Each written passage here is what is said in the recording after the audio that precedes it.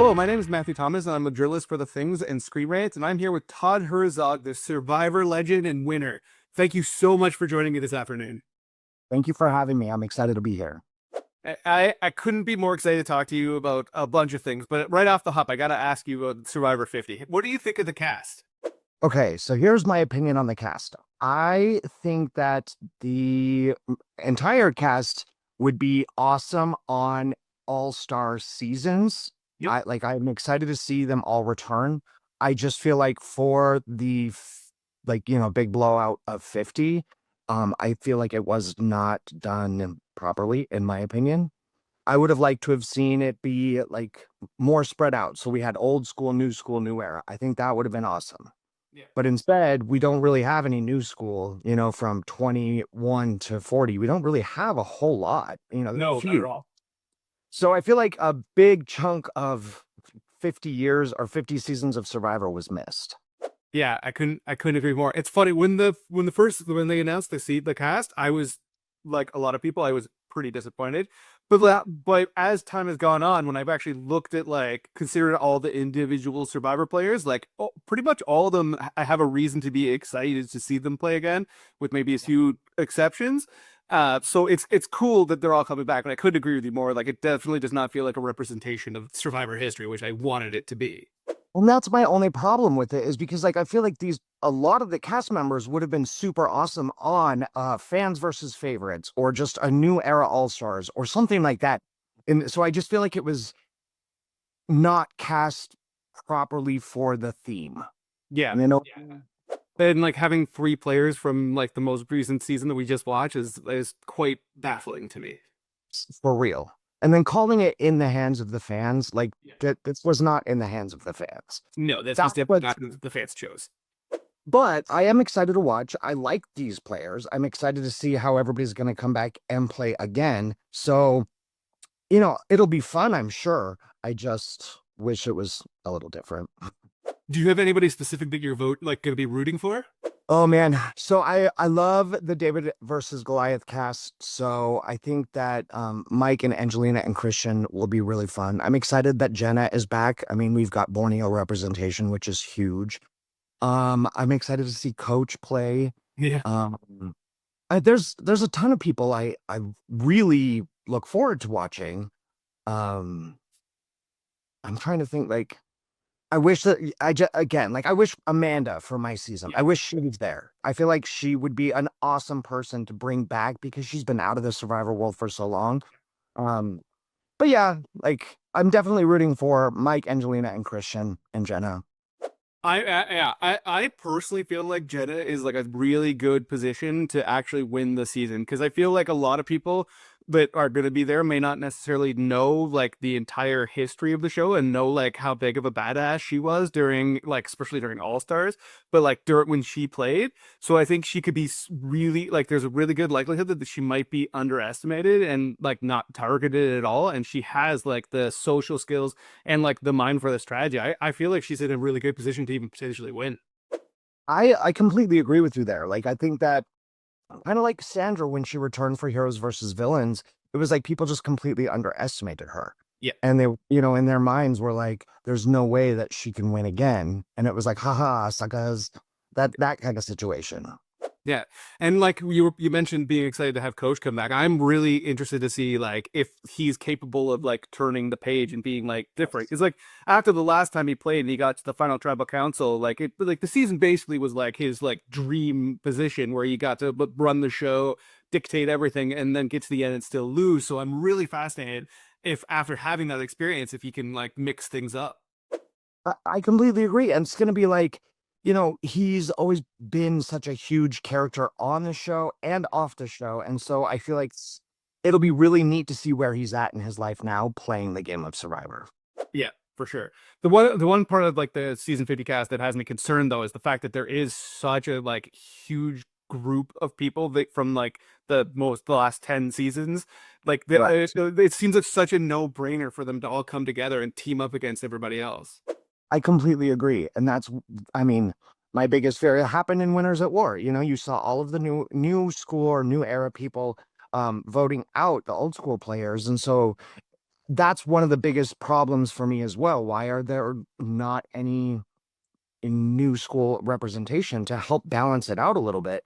And why are Kyle and Dee there? No, like shade on them, but why bring just the two, possibly three, because we've got 49 Sure. winners? Why? What's the point of that? I think no winner should have come. Yeah, I completely agree with you, but and also like I have more of an issue with Kyle coming back than I do with Dee for the sole reason that I loved Kyle and Camilla together. Like I thought that they were fantastic TV, but I would have loved to have seen Camilla by herself. I loved Camilla too. I thought Kyle and Camilla, they were a great pair. They're a great duo, but like we just saw that. And so we don't need a rehash of it. Plus, Kyle's gonna have such a huge target on his back. And will Camilla feel like she has to be loyal to him? It just is Well, and stupid. like during 48, like Camilla was often kind of in the background where she was kind of playing like the ancillary role where he was like kind of more in the spotlight, right? So like for me, I would love to see it where she's able to come forward and like be more in control without having to be in this secret alliance. Like I would have much rather that Kyle had not been there just because of the effect that he has on Camilla being there. I completely agree. I'm right there with you. I'm excited to see Camilla play. I think she did a phenomenal job in her season. I would love to see her, maneuver her way again. Same with like Genevieve and Emily. I can't wait to Yeah. see them. But again, like all these newer people, I love them. I think they're great players and great choices, but they would have been better on a new era All Stars. That's my opinion. Yeah, I completely agree. Is there anybody specifically that you think is in real big danger of being like a first boot? I mean, I feel like if you look back at All Stars, Tina, she was a winner. That was why she was voted out first. I feel like that's something that could happen with Kyle and Dee very, very easily because right away get the winners out. I also feel like anybody who was known as like Sari, hello, she's known as one of like the biggest reality TV stars in the world, and she's won traders and she's performed well in Survivor every time. So it's like, Yeah. why would you keep her around? Then again, because she is such a great player, she may be able to maneuver these people super easily. Yeah, it'd be hilarious if it turned into like a Redemption Island Boston Rob kind of scenario. Right? Seriously. So you mentioned Amanda earlier, and I was going to ask you her exclusion because I think it's baffling. Like unless she turned it down, which I had not seen reported anywhere, not necessarily that we would have, but unless she turned it down, I do not understand why she wasn't included, considering like the incredible run that she went on when she played, and the fact that, like you said, like that she's been out of the spotlight for so long, people want to see her back so badly. Do you still have any contact with her? Do you like have any idea of like if she'd be interested in doing that kind of thing? I know she's disappeared, but I was curious if you might have any contact. I have not had contact with her for several years. Nobody from my cast has. And so, I mean, I know she's stepped away from Survivor, but I did hear that she was in the running. Yeah. I've heard the rumors that she was going to be on it, but I don't know how true this is. So like I have no idea, but apparently because she found out Ozzy was going to be there, she decided not to play. That would make sense to me if it is true, Sure. but I don't. Yeah, I mean, I heard those rumors too, but like I also heard like there was some other people who were highly rumored to have been in the running who like it seems they're not weren't actually really in the running. So it's like you know, take things so seriously, right? Yeah, because like Nalia, I heard those rumors that she was in the running, but she told me specifically, told me personally, she was not even called. So Yeah. Were you contacted at all for that? I And if was, you had, would you have been interested? I would say yes. Like the way I look at it is like this. I would say yes, and I would gladly go play Survivor again. It's not something that I have to do though. Yeah. So I would love to. I think it'd be fun to see what it would be like now, but I don't need to. Like I Are you want. interested in doing like any other kinds of reality shows? I would do Traders and I would do Big Brother and I would do The Amazing Race, but I think that's pretty much it. You wouldn't have interest in something like Deal or No Deal Island or something like that because it seems like a pretty cush situation there. I mean, maybe like I just don't love the show. I think it's fine. Like I'll watch it but it's not one of my favorites. I have to like really love the show to want to play it. That's because it's not my life goal to just be on TV. No, Like yeah, sure, that makes sense. I was super passionate about Survivor. And so like I love Big Brother, I love Amazing Race, and I love the Traders, which is why I would do those. But like, I was asked to do the challenge and I was like, no, no, thank you. Like I don't need to do things. Sure. Some people do, and that's great. Go for it, but it's just not my thing. Yeah, that makes sense. So, like, with it being like the All-Star season that's going to be Survivor 50, one of the things I think is really kind of fascinating to think about, because obviously we have no idea who's going to make it to the end. I mean, people have theories, but whatever. But like, getting to that final tribal council, the people who are going to be like, I feel like they're going to have to do like an incredible job, either that or have really bad people they're going up against in order to win. And when I think about your legacy, like to me, I mean, I loved you on Survivor. It's the reason why I wanted to talk to you. I thought you were super entertaining and like so incredibly blunt and all those things. But like when I think about your Survivor legacy, the thing I think about automatically, and I think a lot of Survivor fans think about, is like how incredible you did at the final tribal council. So like in your mind, like what do you think would make the difference for someone who would get to the end of the, like in like an all-star seasons? Like how stellar would they have to be in order to win in that situation? So my thought on the final tribal council period is you can go in and have a plan, but I don't think that's going to work for you. So Yeah. I went in with zero expectations and zero scripts or anything of what I was going to say. I was like, I know these people are pissed and I have to answer their questions. So it's one of those situations where if you go in and you don't own up to what you did, you're not going to get respect or votes. And so to me, it's like I played this game and I made these moves. And yeah, I hurt your feelings and I'm sorry about that, but I came here with a purpose. Yeah. And, in an all-star season, you've got all of these people who are really, really desperate to win. Like they go out there for a reason. It's not just to like sit in the sand. So if you don't get out there and you tell them why you deserve that money or that title, then why in the world would you get a vote? So, because they don't want to hear, I'm sorry. They don't want to hear, oh, woe is me. They want to hear what you did. So do you think again, when I think about your Survivor Tribal Council, like the thing that always comes to mind is that moment where you like with the Jean Robert response where you were like, hey, I needed to get you out because you were the threat. And like to this day, I don't like how honest were you being in that moment? Like did that like it seemed like more manipulation than anything else to me.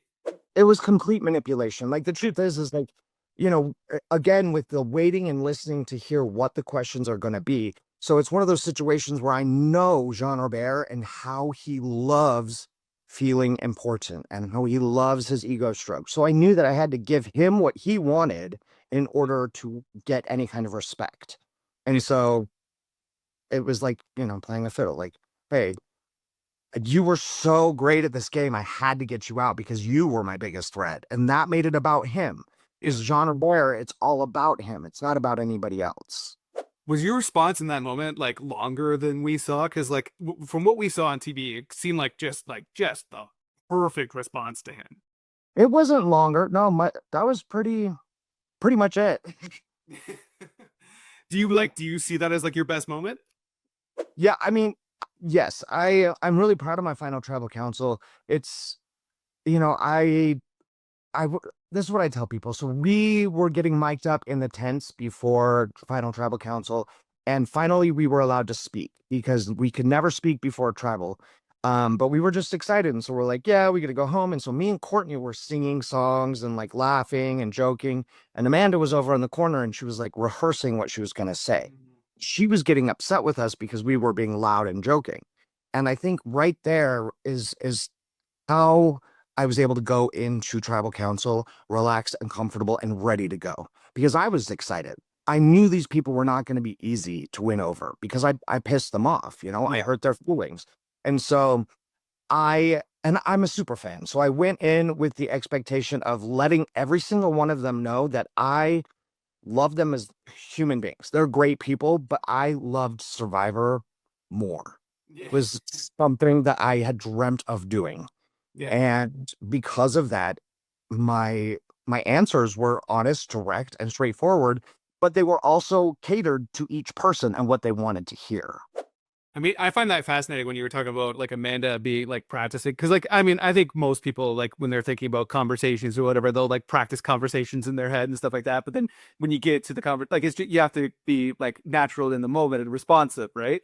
So like it's funny like thinking back to like what the difference between you and her and that is like she came off as kind of wooden where you were like really engaging with the people that you were talking to, and like you said, I think that made a huge difference in your ability to win that season.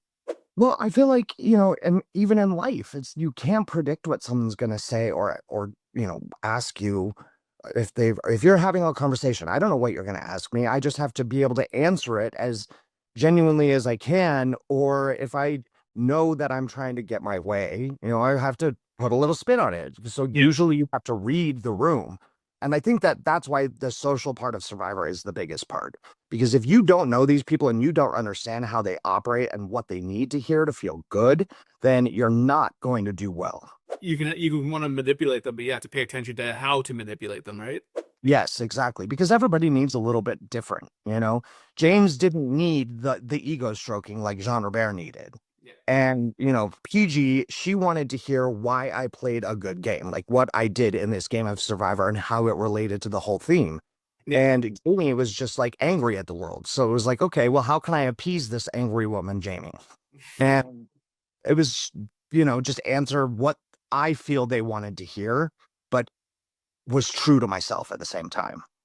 On top of winning Survivor, like, do you take pride in the fact that like you won a season that had like one of the best casts of like pretty much ever? Like you in so many like even like some of the people who were forgotten, like a Jean Robert, like people don't talk about him that much anymore. But like you can't take away from the fact that that guy was a character. But then you like Courtney was so entertaining. Amanda's a legend. James was like so lovable. Like, do you look back on like the people you play with like amazement that that's the group you got to go with?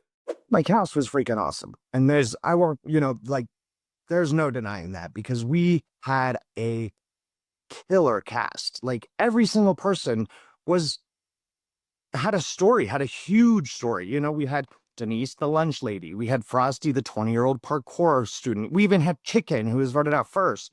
And it was like this really cool cast. But then we also had the location of China with all Yeah. those amazing rewards and challenges.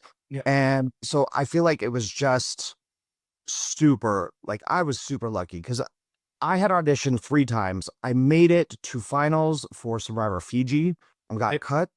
And I am so grateful that that happened because I loved China. And it's not just because I won it, but just overall, it was just a cool season. Yeah, I mean it was such a cinematic season too. Like the visuals were amazing. As after I asked that question, I was like, oh, I didn't mention PG, who's also like one of the most fascinating Survivor players of that era or potentially of like it was such an amazing cast. But I will say, I do feel like your season was very unlucky in just one way, and I have to ask you about it. The idols were like the worst idols ever, in my opinion. Like they're so big and blah. Like what are you supposed to like? I can't even imagine how you're supposed to be like secretly carrying those around. Like, I think that was part of the fun is like sure, it was huge. It was huge. So it was like, how are you going to hide this? And how are you going to get away with it? Like it was right in the middle of our camp. And hidden idols were still relatively new in the game of Survivor. I mean, obviously they were around, and so I knew about them, and people knew about them, but I knew that it brought a target to you. So, like, when I found the idol, and what a lot of people don't know, because it wasn't shown on TV, is like I found the idol, I gave it to James on purpose, and I told him where the other one was, but we made a deal that one of those idols was going to be mine yeah. if I needed it. But I was insistent on him holding on to them. So I could tell everybody else that he had both of them. And that put the target on him so strongly and never on me. It's funny because you mentioned like where like they were relatively new, and it's true. Like I remember the moment where like Jean Robert found out that there were idols. He's like, holy, there are actually like back then people were actually questioning if they would even be there. Yes. I mean, that was pretty funny because he found out when we were at that reward challenge and he called it an American immunity idol. That was pretty fun. Yeah, yeah, I remember that. But That was so the other thing that I think of when I think about you too is like some people on there when you went out there you were instantly like on the ball, like you were like eyeing everybody, looking at every situation, trying to figure out like how to work it to the best. And like, do you think if you were playing again, if you ever got the chance to play again, that you would play the same way? I don't think I could play the exact same because people know that game. I do feel like, instinctively it would happen. But I feel like one of the biggest parts of Survivor, period, especially in the new era, is you have to be able to adapt. Because if you sit and you plan out everything, it's not going to work. Because things change. The twists happen, and there's idols, and there's advantages, and people go to the island. So you really don't know what to expect. So you have to be ready just in case. So yes, you can have your alliance member, but you also have to have your hand in their pocket, and you have to like keep your doors open Yeah, in order to be able to adapt. That's my thought. yeah, no, that makes a lot. Are you still friends with the cast of Survivor China? Like most of the Yeah. members? Yeah. Yeah. I I was just talking to Courtney right before this. Oh, really? I do not understand why she wouldn't be somebody who would have been on Survivor 52 because she was so hilarious. It was amazing. I mean, and 'cause Courtney was asked, and she said she would do it, but she said she didn't have to do it as well. She's kind of got the same opinion as me. She's like, she's very proud of her game in China. She had a good time. She didn't even like necessarily want to be there, but she did it, and she went hard and she made it there. And she says, I don't know if I'll ever be able to go that far again, so I don't have anything to go and prove Yeah. to anybody because she's already done some pretty incredible things. I mean, Courtney is a phenomenal human being. I love her to death. Yeah, she's one of my all-time favorite survivors. She was so entertaining on that show. Like and like her rebuttals to Jeff and like it was she was so great. So after like looking back at your Survivor legacy is absolutely awesome, and I love your season. But I also want to talk to you about what you're doing now because I am a pop collector, and so for anybody who doesn't know, that you're creating custom Funko Pops for people and selling them. And I gotta tell you, I wish I had the budget to go order some of your stuff because looked at some of your stuff on Instagram for a while now, and I'm blown away by the creativity of some of the things made. Like, how did you start doing these pops? It's honestly, it's kind of a crazy, weird story, but simple at the same time. Like, I started collecting regular Funko Pops and I thought that they were fun. And then COVID hit, and I had been online and seeing all these people doing crafts at home. And I was not a crafty person. Like I was never an artist or anything like that. But I was like, why don't we do something crafty to my husband? And I wanted the Spice Girls because Funko never made the Spice Girls. And so we were crafty and I made the Spice Girls and I posted them on Facebook and people loved them. And someone asked me if I would make one of their son. And then it just started blowing up. Doing it for 5.5 years full time now. It's my own little shop and I love it. Man, I am like I said, like you. I did not tell you I was gonna say this is not like an endorsement or anything like that. I just like honestly, I am blown away by the creativity of some of the pops you made. Like there was one that I saw where it was like Owen doing the under the water like with the Oh, grade yeah. job. I was like, that is so awesome looking. Like how did you do that? I hold on, I have it. I'll show you. Because I'm adding to it. So the person who won it, um, it's resin. Yep. So I made Owen first, and then I put him into like a little container and I filled it with resin so that it looked like he's in underwater. Yeah. And so now I'm the person who bought this one is adding Carla to it. So I'm gonna do the same with Carla, attach them together. But yeah, like me and my husband actually, he works full time with me. So the two of us do this for our job, which is amazing. Yeah. Yeah, I mean, and like the other one that I saw that like blew me away was there was one where it was like Rupert where he was doing like the classic challenge where he had to hold the weight. I was like, man, like these are so creative and awesome. And the other one I have to bring up another one that I saw that I thought was just awesome where it was somebody who got you to create their wife, I believe it was, watching Survivor. Oh, it's just Yeah, like they're so cool. Like, can do you feel comfortable like revealing like what kind of like what kind of money it costs to get some of your work done? so I try to stay as affordable as possible for fans and whatnot. So they start at $85 Okay. and then they can go up. So like things like if you want a hat on somebody, it's gonna add $10. If you want glasses, it will add $10. But typically they're between 85 and 105 usually. Have you ever had like a request for anything you wouldn't do? Um, there's a few, but yeah. Nothing worth talking about. No, like there's a few that I'll say no, like sorry, not gonna do that. You've always got people who ask for kind of creepy things like Sure, sure. But yeah, I like I said, I absolutely and anybody who watches Survivor and loves Todd should check out his Instagram page because he's constantly posting new creations that are coming up and there's some giveaways and stuff. It's just fantastic. I think what you're doing is really, really creative and awesome. And like just as a huge Survivor fan, which I'm sure you've noticed, I like the show a little bit.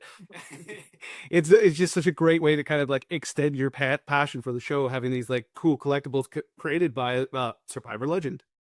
well, thank you. Like honestly, I love doing it. It's so much fun for me. And yeah, I mean, I get to be creative.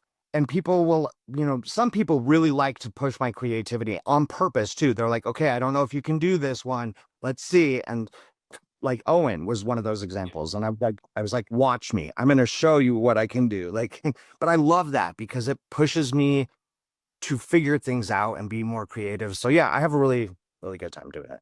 Yeah, and like the other things like for Survivor fans that like you've done a whole bunch of like the idols and like the emblems and all that stuff too. So if like somebody loves the specific season or Yeah. like there's so many cool ways of doing it.